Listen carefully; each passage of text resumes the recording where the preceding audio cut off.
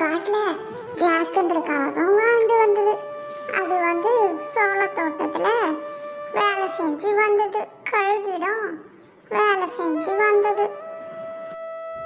இங்கே பாருங்க பறவைகளே, என் தோட்டத்தை நான் அதிகமான பணம் கொடுத்து தான் இந்த தோட்டத்தை நான் தயாரித்து வச்சுருக்கேன்.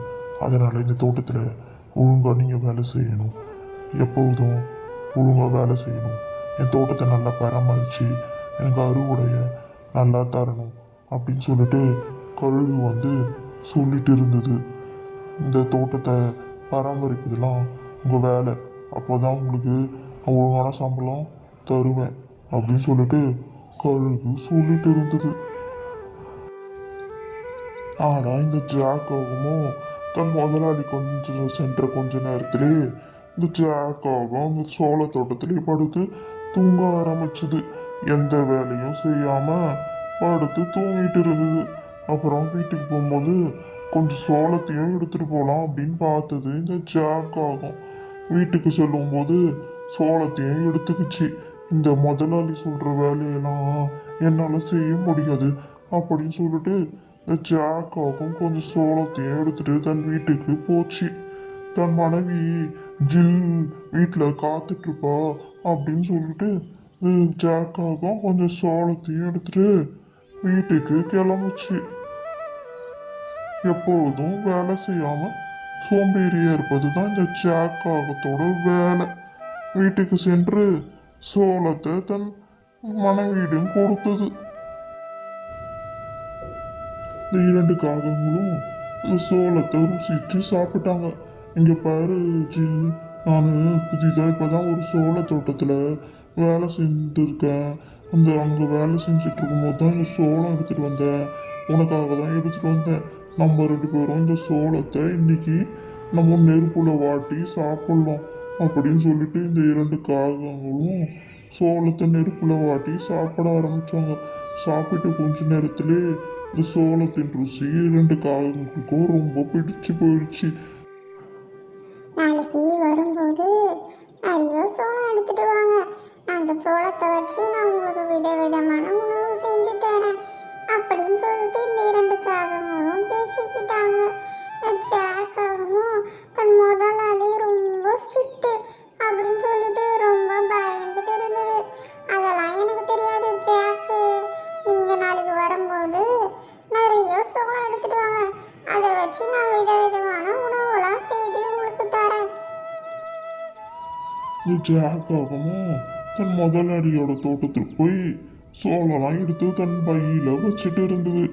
ஆனால் அதுக்கு ஒரு பயமாகவும் இருந்துச்சு. தன் முதலாளியை வரத்தை பார்த்துட்டு தன் பையில் இருக்க சோளத்தெல்லாம் எடுத்து இன்னொரு பறவையான சோனா என்கிற பறவையோட பேக்கில் வச்சிடுச்சு. அப்புறமா தன் முதலாளி கேட்டபோது தனக்கு எதுவும் தெரியாதது போல நடிச்சுது. இங்கே பாருக்காகுமே, என் சோள தோட்டத்தில் கொஞ்ச நாளாவே சோளங்கள் காணாமல் போகுது. இப்போதாங்க அந்த சோளத்தெல்லாம் எண்ணி வச்சுட்டு வந்தேன்.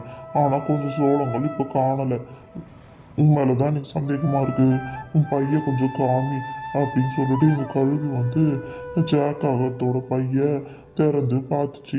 ஆனால் அதில் எந்த சோளமும் இல்லை. இங்கே பாருங்க முதலாளி, நான்லாம் திருட மாட்டேன். நான் ரொம்ப விசுவாசமான ஆள். நான் ஏன் திருடணும்? நீங்கள் மற்ற பறவைங்களோட பைய போய் செக் பண்ணி பாருங்க அப்படின்னு சொல்லிட்டு இந்த ஜாக்காகவும் சொல்லுச்சு. இந்த கழுகு இந்த காகத்தோட பேச்சை கேட்டுட்டு மற்ற பறவைக்கு பையையும் திறந்து பார்த்துச்சு. அப்போ சோனா என்கிற பறவையோட பைய திறந்து பார்த்தப்போ அதில் கொஞ்சம் சோளங்கள் இருந்தன. அதனால இந்த கழுகுக்கு ரொம்ப கோபமும் வந்துடுச்சு.